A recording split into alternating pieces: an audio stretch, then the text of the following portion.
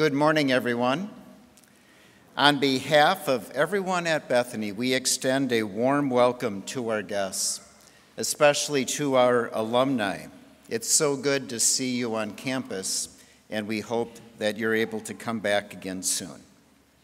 We extend a special thank you to those who helped edify our worship this morning, Professor David Paulson in the choir, organist Professor Mark DeGarmo and the students, and Chaplain Reverend Don Molstead, thank you for your message. Fall Festival is always a highlight of the academic year and provides a wonderful opportunity to become reacquainted with one another, to catch up on one another's lives, to reminisce about the days of old, and to meet new Bethany friends. And then, of course, to rally around the mission of Bethany, a mission focused on engaging all of our students with their Savior Jesus and in equipping them for productive and fulfilling lives in vocations in their families, churches, workplaces, and communities.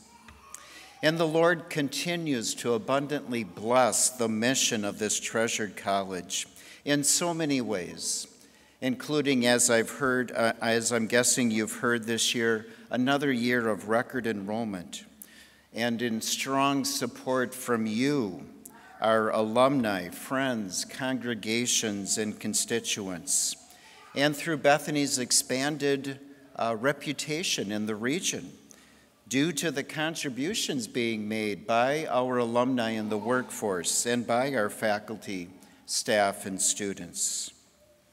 And we thank God for the blessings of dedicated faculty and staff, administration, and volunteers. Today we have the honor to recognize the special privilege that we have in our people at Bethany through an award of distinction to two individuals who have each had long-time service and contribution to the Bethany community, Professor Emeritus Silas Bourne and longtime Board of Regent, Mr. William Overn. These awards are the Exceptional Service to Bethany Award, which was created to recognize faculty or staff, administrators, volunteers, or a special class or group that have contributed substantially to the well-being of Bethany. The award is selected annually by the Bethany Alumni Board.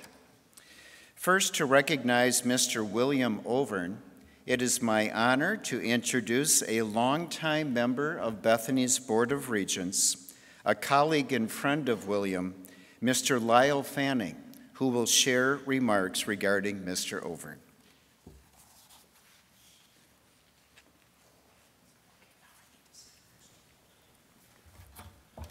Thank you, President Pfeiffer. I knew Bill for almost 5 decades. That's a long time. However, my personal knowledge of him reflects just a small amount of his life and many accomplishments. But I'd like to share a few of my perspectives. I knew Bill as a fellow member of Heritage Lutheran Church in Apple Valley, Minnesota, a colleague on the Board of Regents for Bethany Lutheran College. Bill was actually the first one that suggested me to be a Type B, the very first Type B regents on the Bethany Board of Regents. And I recently retired after 23 years on the board, serving under 3 Bethany presidents. That service seems small compared to Bill's extraordinary 44 years serving under 6 presidents. I guess I'm just a piker. Also, he was a fellow servant on multiple boards, committees within the church, Bethany, and the Synod. Also for me, he was a mentor and, more importantly, a friend. Bill was, in every essence, a modern Renaissance man. His knowledge and skills spanned computers, engineering, science, history, scripture, creation, and evolution. He had an insatiable curiosity, a gift for learning, and the ability to apply that knowledge throughout his life. He worked with some of the first radar systems helped develop early computers, and was even involved with the atomic bomb project during World War II. These experiences gave him a wealth of knowledge which he was always eager to share. Later in life, Bill began documenting his experiences in a collection he called his Ramblings. These writings covered a wide range of topics, scientific, biblical, historical, and remain both informative and entertaining. One such rambling described his work on the Mariner project, developing technology to photograph the surface of Mars, an incredibly complex endeavor for its time and the available technology. Another memorable story, which some of you may have heard, was his role in supporting lunar surface analysis in preparation for the Apollo moon landing. At that time, the JPL engineers, Jet Propulsion Lab engineers, predicted the moon was covered with a deep layer of dust, deep enough to swallow a lander or an astronaut. Bill, drawing on both his scientific knowledge and biblical understanding, believed the dust accumulation was minimal, the result of thousands of years rather than millions. Confident in his reasoning, Bill said he couldn't morally bet on a sure thing and resisted making a larger wager proposed by the engineers, settling instead on a symbolic $5 bet to be presented on stage. When the Apollo astronauts left crisp footprints on the moon's surface, Bill's sure thing was proven correct, and he won the bet. They mailed him the check. The story is just one example of how Bill's insights and blend of science, history, and faith. His ramblings include many such treasures, from the Star of Bethlehem to the Journey of the Wise Men, and they reveal both his depth of knowledge and his gift of storytelling. I often joke that if you asked Bill what time it was, he wouldn't just tell you the time, he'd explain how time was invented, how clocks were made, and how to adjust the watch to Greenwich Mean Time. That was Bill, always generous and in sharing his vast knowledge. I, along with so many others, loved and appreciated Bill for his unique, God-given talents. He was truly a blessing to me personally, to Bethany, and to the entire Synod. Thank you, Bill. I know he would be deeply honored by this recognition. Thank you.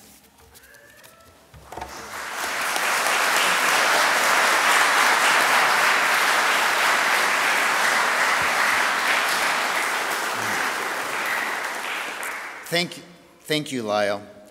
I'll now call on Mr. Overn's children, Matthew, Bethany 1980, and Jane, Bethany 1976, to accept the award.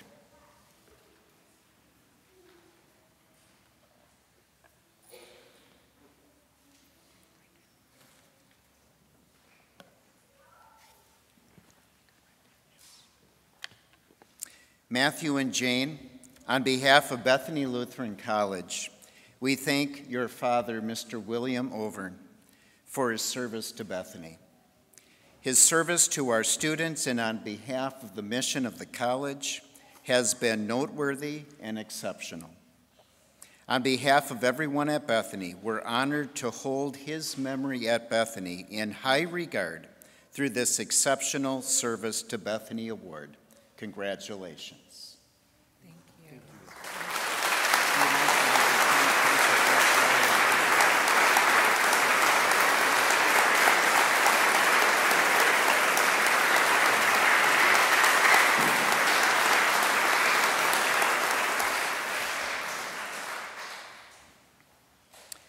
Next, we'll recognize the service of Bethany Emeritus Professor Silas Bourne. To introduce Silas, I will call on Mr. Greg Griffin, a longtime ELS member on the Board of Trustees who served continuously in that role for 13 years, and father of 4 Bethany alumni, Sherry, 1983, Cindy, 1985, David, 1990, and Beth, 1992. Greg is a longtime friend of Silas, and he will share some remarks. This will probably only take about an hour to an hour and a half. I'm only accustomed to giving long-winded Irish commentary of one sort or another. And among the Norwegians and the Germans, you're patient people, right? It is an honor for me to have been selected by Cy and Mary to introduce him, present Silas to this august group of Bethany supporters. As an aside, let me also say and give respect to the Alumni Association, the alumni group, for doing such recognition, providing such recognition to very special people here within the Bethany staff and the supporters and faculty of Bethany. After being notified by Art Westfall that Cy and Mary had asked that I be the person to present Cy with this, to this convocation, I spent no small amount of time reviewing various and sundry documents that I received from Jake, and then spending a lot of time in memory, going back over memories of 60, 70 years of Cy, Born, and Mary has helped me. As is so often the case, when we think we know someone very, very well, all of a sudden something happens to say, well, where did that come from? One of my conclusions that I want to share with you today is that I think I really understand Cy Born. Let's begin with my conclusion, who Cy is not. A bit of background on the relationship between Cy and me. We met either 69 or 70 years ago at Dr. Martin Luther College. I had an older brother at that point who was a student, I believe a sophomore at DMLC, and I'm originally from Tomah, Wisconsin, and I left Tomah and drove to DMLC Nome for a weekend and met Cy there at that event. Specifically how I met Cy, someone said to me, you look like an old farm kid coming up here to DMLC. You really don't, you need a haircut. And they said, we know somebody who could do that for you. He happens to be also a senior in high school. He was at DMLC, I was at Tomah. And they said, get Cy to give you a haircut before you appear in public as part of a bunch. I was Methodist at that point. Before you appear in public with a bunch of really rigid Norwegians and Germans. Cy gave me a haircut, 25 cents. It wasn't a bad haircut, but that's by my standards way back then. Today, But that was the beginning of a very long and respectful and loving relationship between Cy Born and me, Greg Griffin. I have known Silas all these years, and we have worked closely together on many, many different operations. My work has been largely from the position of policy, whereas Cy's was largely from the position of operations of one sort or another. Cy's first tour of duty, to use military jargon, was a start to help us start at Holy Cross Evangelical Lutheran Church in Madison, a Christian day school. Madison, the seed of liberalism in Wisconsin, the seed bed of liberalism in Wisconsin. How in the heaven's name do you start a conservative Christian day school in the heartbeat, their heartbed, if you will, of liberalism in the state of Wisconsin? We called Cy, the congregation called Cy to assist us with the development of that church, or that school, about 1970, 69. the dates get a little bit fuzzy, very frankly. The older I get, the dates get a little more fuzzy. Nevertheless, we called Cy to assist the congregation to start a Christian day school. I happened to be the individual who chaired the feasibility study. At that point, I was also president of the congregation. You all know George Orvik. You remember George fondly. George was our senior pastor. And between George and I, and Cy, and Mary, of course, when they appeared, we developed the Christian Day School at Holy Cross. Then Cy and Mary left after about 21, 22 years at Holy Cross, and I'll have more to say about that in a little bit. And they left and they went to the Czech Republic to develop another, to head up another development of Christianity and Lutheranism in a foreign country. At that point, I was the president of Thoughts of Faith, and so I was again able to watch and work with Cy on some very major developments, mission developments in a foreign country.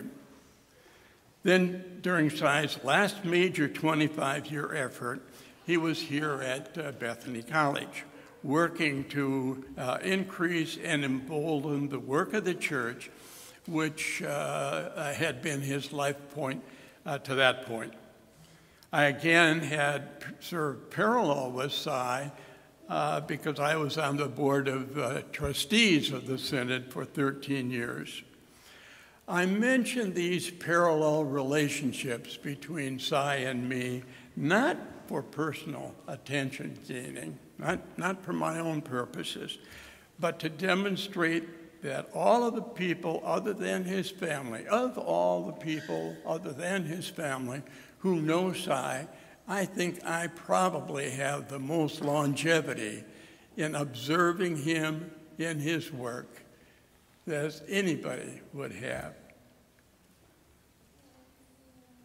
I've occasionally heard members of Cy's friends, family, acquaintances affectionately describe him as intelligent, too quiet, with somewhat withdrawn, or a man of few words, sort of a grandfatherly person in the eyes of many people.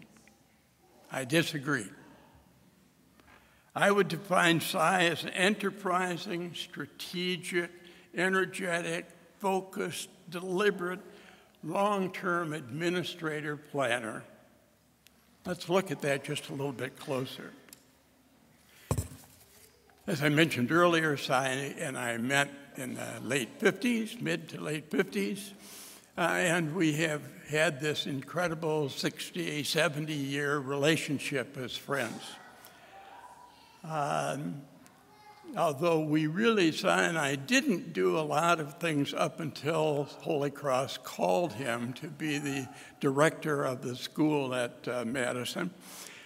The fact of the matter, was that Cy and my older brother stayed very close friends, and so I would occasionally interact with them, with Cy, during that period of time. The Holy Cross Christian Day School opened in, 71 or 72. There's been some little discussion between us in terms of exactly what year that opened. But it opened with 55 students, approximately, and in the grades of 1 to 4, and 2 teachers, Cy and Camilla Dashkin. Many of you will know Camilla Dashkin. The result is history. During the next 20 years, Cy and Mary, his helpmate, who was also a staff member on the faculty of Holy Cross School, led with a defined vision, with focus, with deliberation, and administrative intensity. Assisted, of course, by God's hands, deliberate, and George Orvik's constant enthusiasm for Christian education. Though there were numerous complexities to overcome at Holy Cross, including a difficult site, limited options for facility growth, and of course, as I mentioned earlier, the animosity at times, or less perhaps, of the liberal Madison. But disparities and discouragement were never in the air. By the time Cy and Mary left for the Czech Republic, after nearly 21 years at Holy Cross, the school was a resounding success, containing about 250 students and 10 teachers. And you may not know, but Sherry and Bill Burkowski were members of the faculty at the Holy Cross school at that point. I want to mention, Cy was clearly not an old man leader. That took a lot of effort on Cy and Mary's and other people's behalf, but led by Cy. We at Holy Cross were really quite sad when Cy and Mary left, accepting the challenges of employment for the next 5 years in the Czech Republic.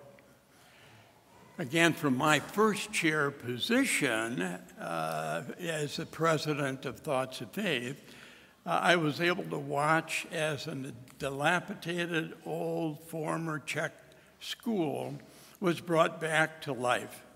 Clearly, there were many others that were involved in the rebirth of Christianity and Lutheranism in the Czech Republic at that point. But in the end, there were only a few real leaders of that movement, a major one being Cy Bourne. I could say this morning, I could repeat this morning, many tales about what really happened in the Ukraine, in the Czech Republic. But of what value today would those comments be? So I will stop right here, noting that without the support at the time of the Marv Schwann Foundation and the leadership of the ELS, and specifically again of George Orbeck, the mission effort in both the Ukraine and the Czech Republic would not have been possible. Yep, there were miscues and losses, but in the end it was done with God's hand guiding those on the ground. In many ways, what I just said about the work that Cy dealt with both at Holy Cross in Madison and then in the Czech Republic could probably be repeated with regard to his tenure here at Bethany. Cy and his helpmate Mary have lived and worked in Mankato in this environment since about 1997 or so, about 28 years. Cy's been on the faculty for about 25 of those years and has been, quote, retired, whatever that means, for the last few years. During his time at Bethany, we all see from the material distributed, he held at least 4 major development positions of one sort or another. I won't go through those again. Then he retired officially, but reappeared again as an adjunct professor of education and student teacher supervisor. Now that makes me stop to think, what exactly does retired mean for a former called worker?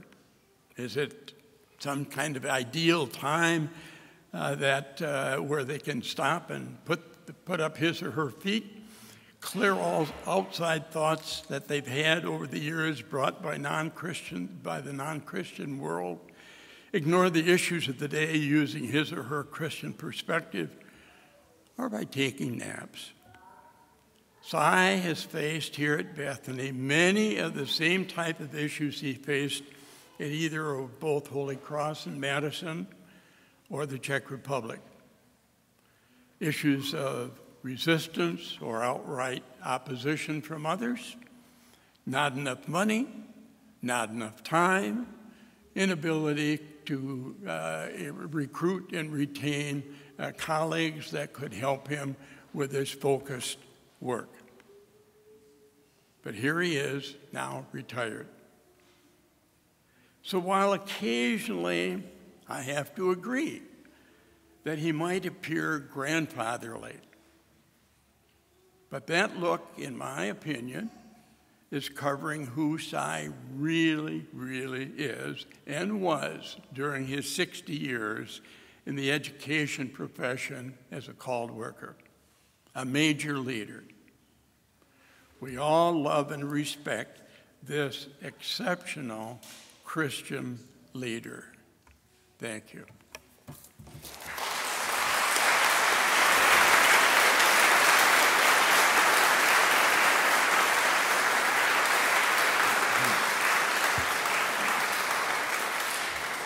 Thank you, Greg. And now I would like to call on Professor Emeritus Silas Bourne to the lectern.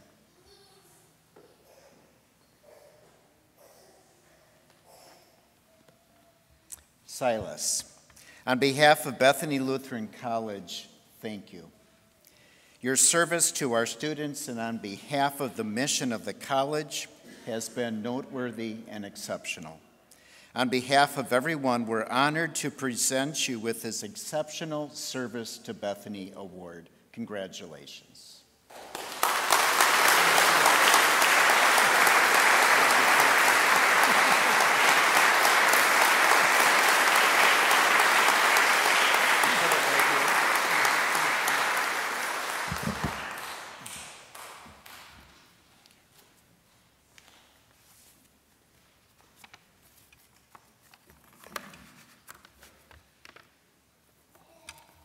Thank you, President Pfeiffer, for your kind words. And thank you, Greg, dear friend. As I listened to you, Greg, I wondered, and actually some of the thoughts that went through my mind, is he talking about my twin brother? But I don't have a twin brother. I also thought, when I get old, if I go on a speaking tour, I need to take Greg along to be my person who introduces me. Anyway, thank you, Greg.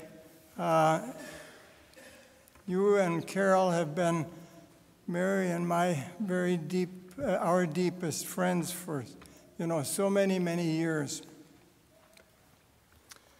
We want to also thank former President Meyer and former Vice President Ron Young.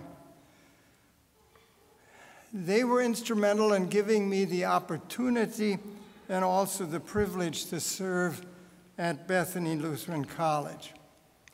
And what an opportunity it has been, and what a wonderful privilege it has been.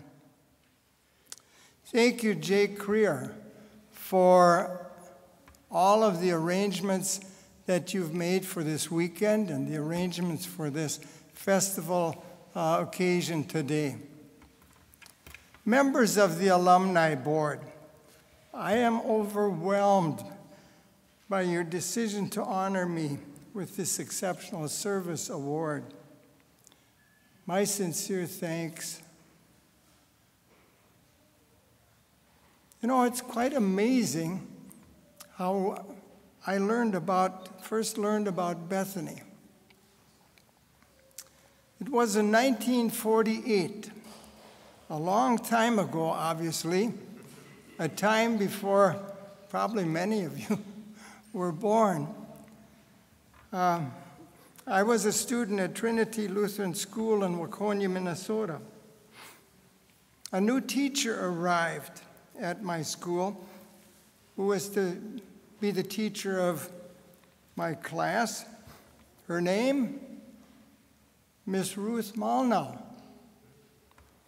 I had no idea where she came from, but it soon became apparent that she was a very gifted teacher. And if we, her students, had the word fantastic in our vocabularies at that time, we would have used it to describe Miss Malnow. As children, we wondered about a lot of things, some of which had nothing to do with book learning, obviously. Fortunately, Miss Malnow's nephew Myron was in our class, and he seemed to know a lot more about any of us knew. So one day on the playground, I asked him where our teacher came from.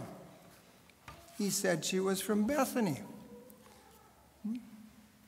We had, of course, learned about Mary and Martha, and Jesus at Bethany, and how Jesus had said that Mary had chosen to listen to the one thing needed for eternal life. I told Myron, that was impossible. How could Miss Malnow have ever come from the same town as Mary and Martha? Myron went on to say that she had come from Bethany College. Of course, that didn't help me much, since the only thing I knew about college was the conversations I had heard from some of my aunts talking about a cousin who had gone off to one of those ivory tower schools and had come back kind of uppity to the rest of us. Finally, I decided that it didn't matter. If she came from Bethany College, it must be a really special place to have sent her, who was a very special person. I learned more about Bethany when I accepted the call to start a Christian day school at Holy Cross Lutheran Church, as Greg had mentioned earlier. I soon learned how important Bethany was for our synod and how it had an established history as an excellent liberal arts college, and that it had in the past prepared students to be teachers in our ELS schools. When Mary and I left the School of Martin Luther, or as we would have known as Škola Martina Luthera in the Czech Republic, and became a part of the Bethany community, I was privileged to work with many gifted faculty and staff. At first, my work focused on the position of Director of Christian Education for our synod schools. It was during that time that I visited and assisted all our ELS schools and any churches that were interested in starting schools. When the decision was made to expand Bethany's 2-year college liberal arts program to a 4-year baccalaureate degree, an important question needed to be answered. What majors should be offered? I won't review the history of the process that went into that decision, other than to note that an emphasis on the liberal arts was to be foundational.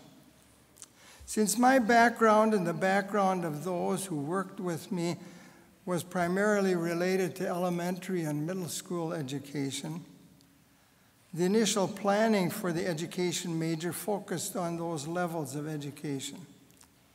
Individuals who were key participants in the process were, actually she was my former student. Back when I was at Madison, she was in 3rd grade when I was her teacher.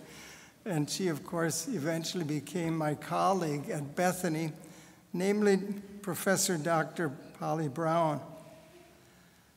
Registrar Gene Wickman was also one of those key individuals.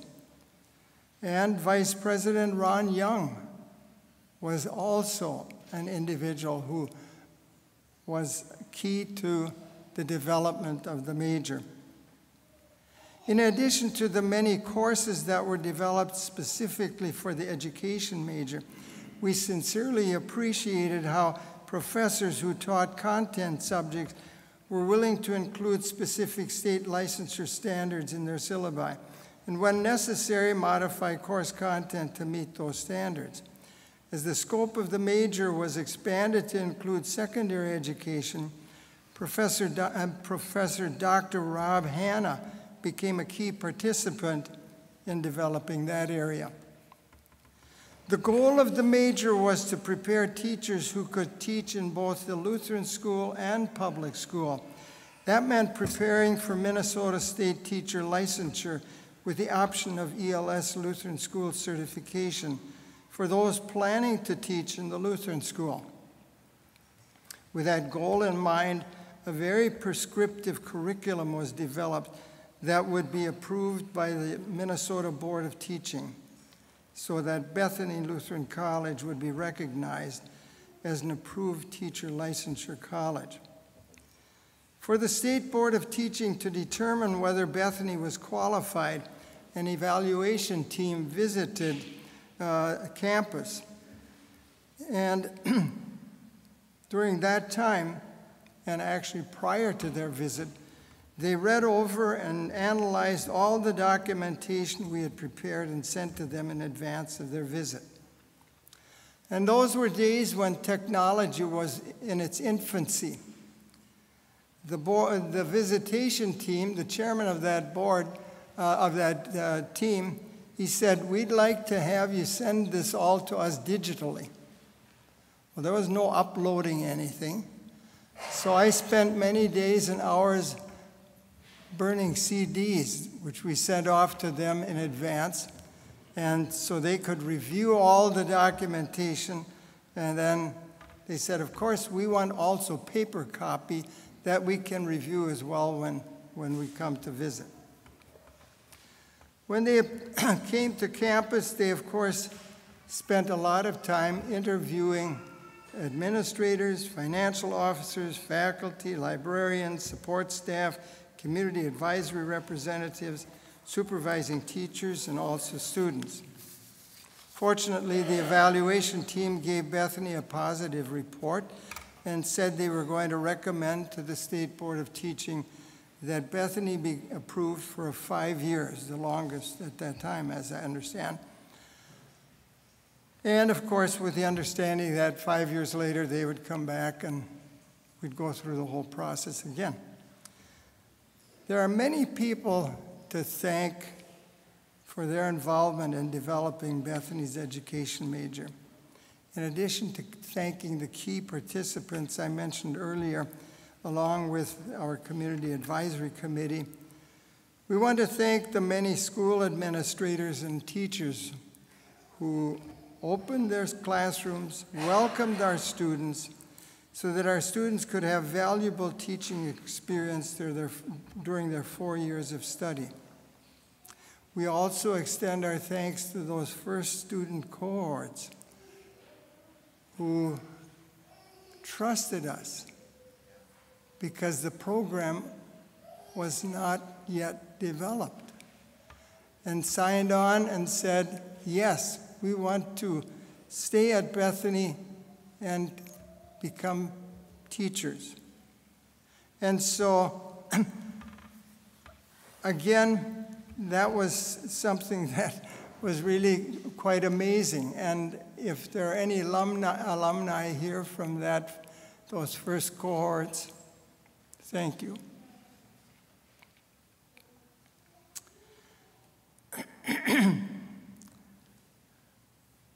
With that in mind, it has been my prayer that the students that our Bethany graduates teach will think of them in the very same way that my classmates and I thought of Miss Ruth Malnow back in 1948. Now, to bring you up to date, or as Paul Harvey would say, the rest of the story, Miss Ruth Malnow married Chris Faya in 1952. Ruth lives in Mankato, where she recently celebrated her 97th birthday. Congratulations, Ruth. In conclusion, I want to thank the most important person in my life.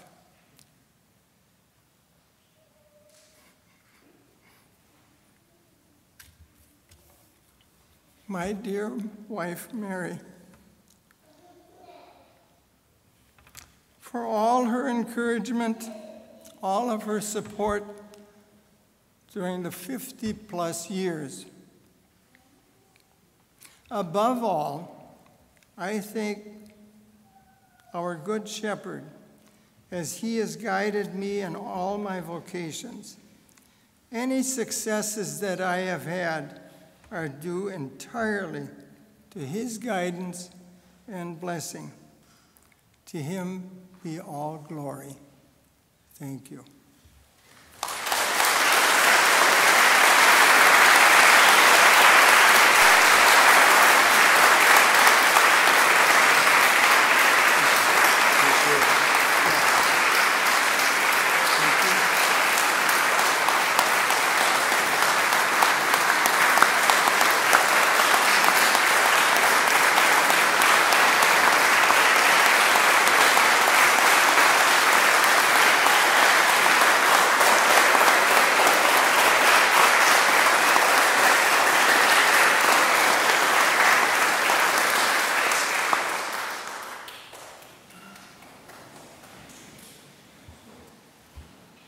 Congratulations, Silas.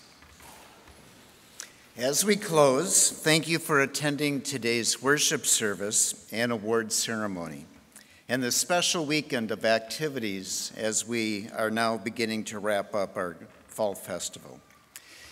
Thank you for your ongoing prayers in support of Bethany. Thank you for your testimony, sharing all the good news about Bethany with your acquaintances, your families, your friends, prospective students. And thank you for your support of this treasured college. You're welcome to join us for refreshments in the narthex following the service to greet Mr. Overn's family and Silas and Marian family. And I want to remind you that you can continue the conversation immediately after the service. You are all welcome to enjoy a brunch over in our dining center. There is a cost per person, and credit and debit cards are accepted. Finally, I invite you all back to Trinity Chapel for an alumni music recital that begins at 12:30. May God continue to richly bless each of us and this treasured college, our dear Bethany. That concludes our program.